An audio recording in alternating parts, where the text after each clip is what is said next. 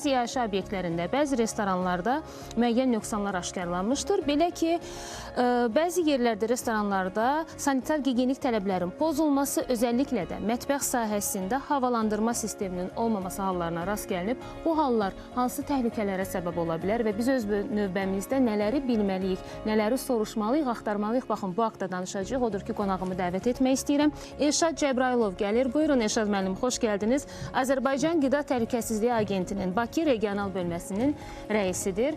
Elşad müəllimlə biz efirdən əvvəl də söhbət edirdik bu mövzuda və mən bir sıra suallarımı verirdim ona. Çünki düşünürəm ki, Elşad müəllim təkcə nümayəndəliklərin deyil, dövlət qurumlarının deyil, həm də vətəndaşların da hər birimizin növbəmizdə borcumuzdur ki, biz də diqqət edək, getdiyimiz məkanlarda tələb təklif məsələsidir. Əgər bizim tələblərimiz çox olarsa, gözləntimiz yüksək olarsa, məkanlar da bizə o qaydada xidmət göstərəcəklər. Amma bu kimi halların aşkarlanması üçün hansı tədbirlər görülür, yoxlamalar hansı sıxlıqda aparılır və cəzalarda dəyişikliklər varmı? Daha sərt cəzalar tətbiq olunacaqmı? Təşəkkür edirik dəvətiniz üçün. Bəli, qeyd etdiyiniz kimi sağlam qidalanma qida təhlükəsinin əsas vacib elementlərindən biridir. Agentlik olaraq da üzərimizə düşən vəzifələrdən biri həm dövlət tənzimlənməsini həyata keçirmək, həm dövlət nəzarətini həyata keçirməkdir. Dövlət tənzimlənməsi dedikdə müvafiq sahədə normativ hüquq aktları qəbul etmək və o sahədə sahibkarları maarifləndirmək və nəzarət tədbirlərimiz isə qeyd olunan normativ sənədin tələblərinə uyğunluğunu yoxlamaqdır. Həmin sahibkarlıq subyektləri tərəfindən. Bildirmək istəyirəm ki, agentlik tərəfindən aparılan yoxlamalar, sahibkarı sahəsində aparılan yoxlama tənzimlənməsi və sahibkarın maraqlarının müdafiəsi haqqında qanuna uyğun olaraq planlı və plandankənar həyata keçirilir. Eyni zamanda da monitorinqlər çərçivəsində agentlik tərəfindən nəzarət tədbirləri həyata keçirilir. Sıxlıq yüksək riskli obyektlərdə 6 ay müddətində, digər riskli obyektlərdə isə 1 il müddətində həyata keçirilir. Lakin eyni zamanda da agentlik tərəfindən istehlakçıların daxilən şikayət əsasında kütləvi informasiya vasitələrində yayılan məlumatlar əsasında da yoxlamalarımız həyata keçirilir. Və 6 ay müddəti misal üçün düşünürəm ki, uzun bir zamandır. Təbii ki, bu müddət müəyyən bir qaydalara əsasən təyin olunmuşdur. Amma 6 ay ərzində sizin növbəti yoxlamaya qədər məkanda hansısa bir qayda pozuntusu varsa, mən bir vətəndaş olaraq, istehlakçı olaraq hansı hallardan şübhələnməliyəm ki, artıq bu məkanda gigiyena qaydalarına doğru əməl edilmir, yeməyin hazırlanması, saxlanması və yaxud ərzaqların təzəliyi, yeniliyi barədə şübhələnməyim üçün hansı hallar ola bilər? Sizə çünki müraciətlər daxil olur və müəyyən bir statistika da var. Elə bir nüansları sadalaya bilərik ki, kütlə də daha məlumatlı olsun və getdiyimiz məkanlara daha çox fikir verək. Çünki adətən interyerinə, dizaynına, yeməyin dadına təbii ki, fikir veririk. Amma gözümüzdən qaçırdığımız başqa məqamlar da ola bilər. Düzgün vurğuladınız.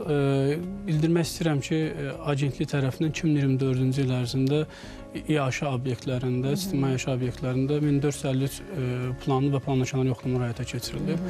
Yəni 6 ay müddət qanunun icazə verdiyi planlı yoxlamaya münasibətdədir. Amma hər bir istehlakçı qidalandığı obyektdə rastlaşdığı pozuntularla bağlı istənilən vaxtı agentliyə müraciət edə bilər. Burada həm e-mail vasitəsindən, həm rəsmi müraciət edilmə vasitəsindən, həm bizim çağrı mərkəzimiz var, 1003 çağrı mərkəzi. 1003 çağrı mərkəzi. Bəli, həm ora müraciət etməklə, həm də ki, qida mobil tətbiqi vasitəsilə aşkar elədiyi nöqsanlarla bağlı agentliyə müraciət edə bilər. Bəli. Agentlik də bu şikayətləri təhlil edərək plandankənar yoxlama açır. Qeyd etdiyiniz kimi, əsasən bu yaşayış obyektlərində qeyd olunan nöqsanlar agentlik tərəfindən keçən həftə ərzində aparılan yaşayış obyektlərində aparılan yoxlamaları da siz qeyd elədiniz. Xüsusən bildiyiniz kimi təəssüflər olsun, bəzi sahibkarlıq subyektləri tərəfindən insanların xüsusən göründüyü yerlərdə, qəbul olunduğu yerlərdə xüsusi görüntü və təmiri həyata keçirirlər. Lakin əsas qidalanmanın həyata keçirildiyi yerlərdə isə bu mətbəx olsun, ambar hissəsi olsun, burada sanitar tələblərin pozulması halları mövcud olur. Siz bəzi özəlliklə məkanlarda indi hətta bu onların PR-ını gücləndirir. Mətbəx hissəsi şüşəli olur. Biz hətta keçəndə qardırob hissəyə və yaxud uşaq otağına görürük ki, necə şəffaf bir məkandır. Mətbəx hissəsi şüşədən də hətta orada ustaların iş prosesi də görünür. Amma o böyük masaların aşağısını biz görə bilmirik.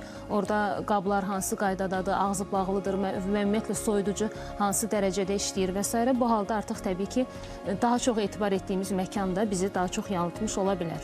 Elədir, düzgün vurğulayırsınız. Yəni agentlik tərəfindən bu nəzarət tədbirləri zamanı təəssüf olsun ki, bu halların aşkar olunması qaçılmazdır. Yəni biz bilirsiniz Ramazan ayıdır hal-hazırda sahibkarlarımızın da kifayət qədər vaxtı var ki, qeyd olunan bu sanitar tələblərlə bağlı, sanitar gigiyenik tələblərlə bağlı da nöqsanları aradan qaldırsınlar. Məsələn, qida zəhərlənməsi baş verdiyi halda hansı hallarda baş verə bilər? Məsələn, qida məhsulunun düzgün saxlanılmaması, temperatur rejiminə düzgün əməl edilməməsi. Mən bunu sizdən soruşacaqdım. Özəlliklə istəyirəm ki, vurğulayasınız. Misal üçün, ictimai obyektlərdə, yaşayış obyektlərində zəhərlənmə halları. Əsasən səbəb nə olur? Köhnə qidalardan yemək hazırlanması, yoxsa köhnə yeməyin təkrar-təkrar isidilib müştəriyə verilməsi və yaxud da məhz hazırlanma prosesində nələrsə diqqət etmirlər? Burada həm qeyd etdiyiniz kimi məhsulların saxlanması proseslə bağlı, eyni zamanda da qida ilə düzgün təmas edilməməsi. Bildiyiniz kimi, qida təhlükəsizliyi haqqında qanun tələbinə əsasən qida ilə birbaşa təmasda olan hər bir şəxs, çalışan şəxslər tibbi müayinədən keçməlidirlər. Lakin təəssüf olsun ki, apardığımız yoxlamalar zamanı bir çox hallarda bizim qida ilə təmas olan əməkdaşlar, işçilər tibbi müayinədən keçirilmir. O cümlədən qanunda, qida təhlükəsizliyi haqqında qanunda gigiyenik təlimlər deyilən bir tələb mövcuddur. Sahibkarlıq subyektlərə münasibətdə ki, həmin o sahədə, mətbəxsədə çalışan sahədə olan şəxslər gigiyenik təlimə cəlb olunmalı. Birbaşa qida ilə təmasda olan şəxslər.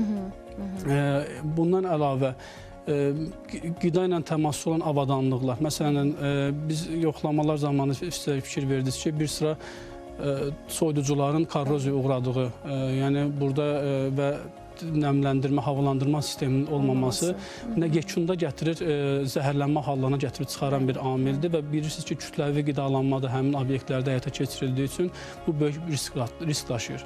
Bilirsiniz, bizdən də çox şey asılıdır. Aydıca mən hətta belə özüm belə acılığa dözümümüz olmayan insanlar və yaxud günün temposunda tez nahar edib işə qayıtmalıyıq və yaxud övladımıza çatmalıyıq. Girdiyimiz məkana deyirik ki, 5 dəqiqəyə nə gətirə bilərsiniz?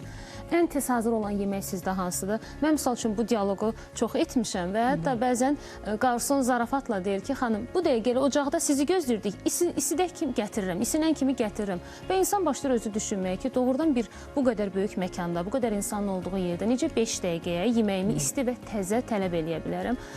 Ola bilər ki, bu qədər tələblərin çox olması nəticəsində onlar da öncədən yeməklər daha uzun müddət hazır saxlanılır və qısa müddətdə ən ziyanlı şəkildə isidilərək bizə təqdim olunur. Bundan əlavə şəffaflıq məsələsini istəyərdim toxunaq. Mən getdiyim məkanda hansısa bir nişanədən, orada hansısa bir xəbərdarlıqdan əmin ola bilərəmmi? Bu məkan yoxlanılır və bütün öhdəlikləri yerinə yetirir və buradakı personal dediyiniz məsələ təlimləndirilir, gigiyena təlimlərindən keçir. Burada iki məsələ mən qeyd etmək istəyirəm. Birinci məsələ istehlakçı olaraq sizin hüquqlarınızı qeyd etmək istəyirəm ki, bəli, qanunvericinin tələbinə əsasən hər bir istehlakçı istehlak etdiyi məhsulların mənşəyi, keyfiyyəti barədə məlumat əldə etməlidir. İlkin mərhələdə biz qidalandığımız yerə getdiyimiz anda onun qida təhlükəsizliyindən reyestrdən çıxarışını tələb etməliyik ki, bu obyekt qida təhlükəsizliyi reyestrində qeydətə alınıb yoxsa yox. İkinci halda orada istifadə olunan, istehlak olunan məhsulların mənşəyi barədə məlumat əldə etməliyik. Bilirsiniz ki, ən çox bu obyektlərdə istehlak olunan ət məhsullarıdır. Ət məhsulları ilə bağlı da tələb ondan ibarətdir ki, müvafiq baytarlıq sənədləri olmalıdır. Bu toyuq məhsullarına münasibətdə olsun, süd məhsullarına münasibətdə olsun. Və həmin o bildirmək istəyirəm ki, qanunvericilikdə izlənmə sistemi deyilən bir tələb var.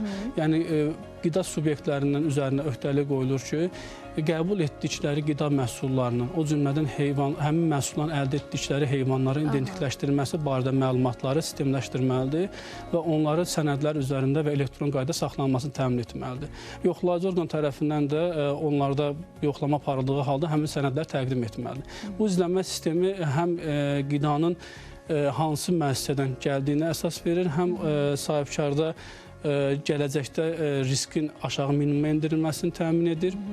Və bununla da biz qida təhlükəsizliyinin tam təmin olunmasına nail ola bilirik. Bu halda bizim ağlımızda olan həmişə bir ehtimal olur ki, marketlərdə vaxtı keçmiş məhsullar, özəlliklə toyuq məhsulları, kalbasa, sosiska kimi məhsulları həmişə belə bir miflər, belə bir fikirlər dolaşır ki, vaxtı keçmiş məhsullar onsuz da daha aşağı qiymətə restoranlara paylanılır.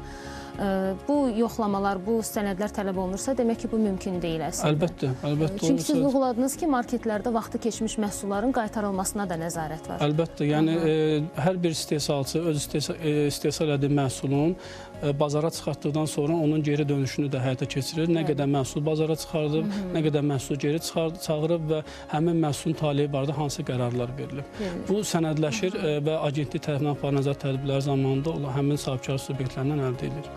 Qanunvericilik məsələsinə də toxundunuz. Mən bilirəm ki, əslində bu sualın cavabı tam olaraq sizdə deyil. Amma istərdim siz burada olmuşkən bundan da danışaq ki, çünki mən bu mövzu ilə bağlı araşdırma eləyəndə müəyyən insanların fikirlərini oxudum, geri dönüşlərini. Artıq ki, sosial şəbəkədə paylaşıblar ki, mən restoranda qida zəhərlənməsi yaşadım. Əvvəlcə düşündük ki, qida zəhərlənməsi əslində bəzən yüngül hesab olunur ki, bu da yanlış bir fikirdir və mənim iş fəaliyyətimə təsir edir. Yəni mən 3 aydır ki, işləyə bilmirəm və mən işə nə zaman qayıdacam, bunu da hələ bilmirəm.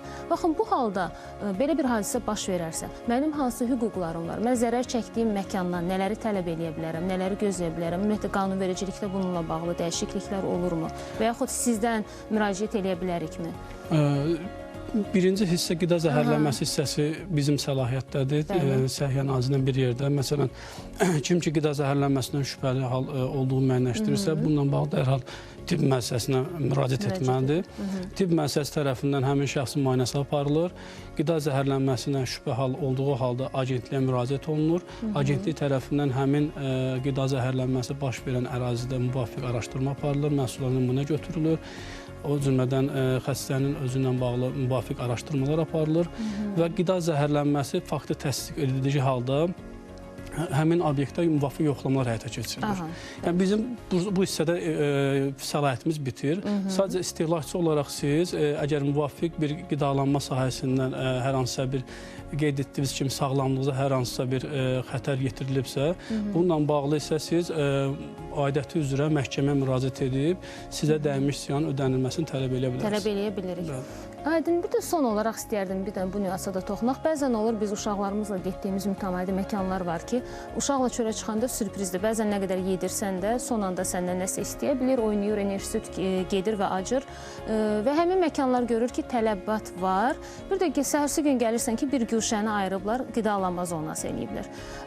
Yəqin ki, bu halda da bizim öhdəliyimizə düşür ki, məlumat verək, müəyyən sənədləri tələb eləyək. Çünki özəlliklə yəqin ki, məndən razılaşar bütün izləyicilər. Mən bunu çox müşahidə edirəm ki, əvvəl bura sadəcə oyun hissəsi idi. Səhər gəlirsən ki, kiçik bir qidalanma güşəsi var və deyirlər ki, yox, bizdə yemək olmur ki, sadəcə bulkulardır və müəyyən meyvə şirələridir. Amma yəqin ki, belə hallarda da zəhərlənmə və hansısa bir ciddi hallar ola bilər. Əlbəttə, həmin məhsulların da mütləq şəkildə yararlılıq müddəti baxılmalıdır, yoxlanılmalıdır. Üzərində etiket məlumatlar təhlil edilməlidir. Onun saxlanması ilə bağlı tələblərə riayət olunmalıdır. Məsələn, qida məhsulları qida üçün nəzərdə tutulan xüsusi yerlərdə saxlanıla bilər.